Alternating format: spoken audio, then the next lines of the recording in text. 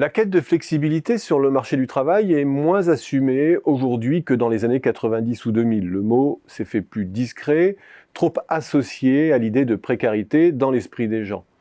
L'OCDE, qui en fut longtemps le chantre, ne le porte plus en étendard. Jusqu'aux ordonnances de 2017, ou la réforme de l'assurance chômage, elle reste certes le fil conducteur des réformes accomplies en France, où année après année, sous couvert de loi qui préfèrent parler de sécurisation des parcours, de modernisation, les entreprises gagnent en degré de liberté.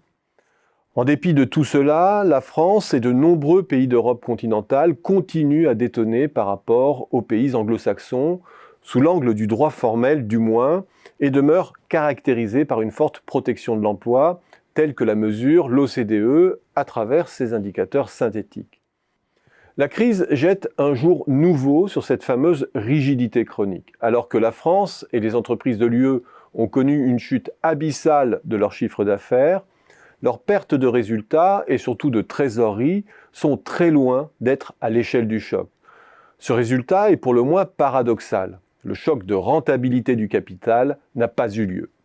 Et les bourses entérinent ce constat. Le séisme sanitaire n'a guère modifié leur perception de la profitabilité future des entreprises, à l'exception des quelques secteurs les plus exposés, y compris en France, où le CAC 40 a limité ses pertes et les a effacées à la mi-mars. Et lorsque l'on y regarde de plus près, la Covid a été un laboratoire de flexibilité sans équivalent, permettant de s'aventurer dans des zones jusqu'ici inexplorées et en révélant toutes les facettes bien au-delà du seul terrain du droit. Le cas français, réputé encore protecteur au plan formel, est révélateur de cette bascule. Les entreprises ont pu faire feu de tout bois et ajuster leurs coûts en un temps record. Elles récoltent d'une part tout ce qui a été fait en matière d'externalisation des services aux entreprises, qui étend la composante variable du coût. Ce n'est pas nouveau, mais ce report sur la sous-traitance ne fait que déplacer le problème et devrait en théorie mettre à l'agonie toutes les activités B2B. Le véritable saut a été accompli sur la flexibilité de la masse salariale. Cette dernière a pris des formes très diverses selon les pays, passant selon des dosages variés par un ajustement quantitatif de l'emploi, des heures de travail ou par une baisse des rémunérations horaires à charge des entreprises.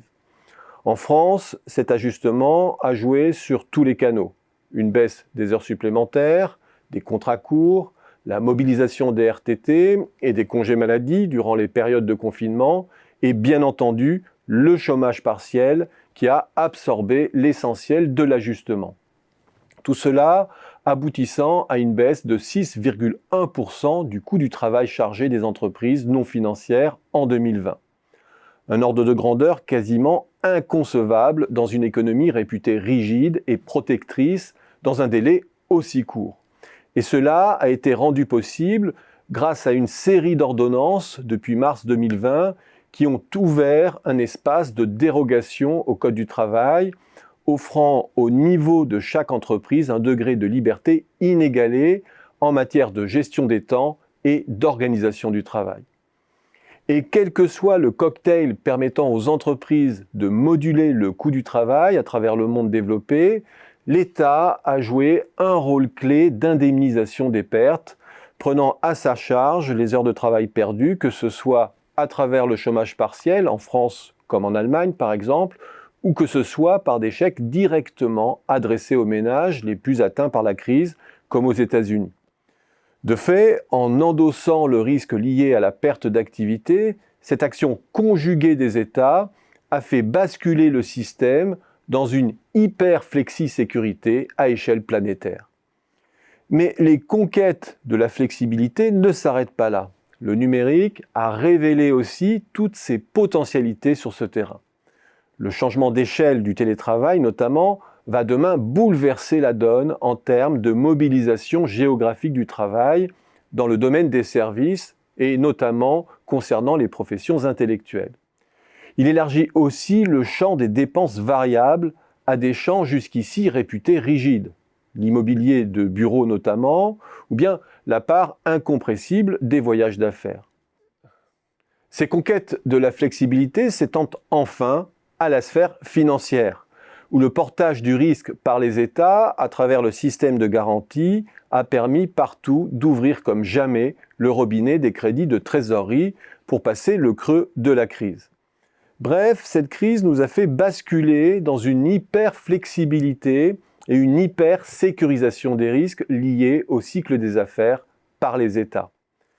Cette situation d'exception pourrait bien devenir un nouveau régime permanent, une sorte de meilleur des mondes libéral où ce qui est le mieux protégé, in fine, ce n'est plus l'emploi, mais bien la rentabilité du capital.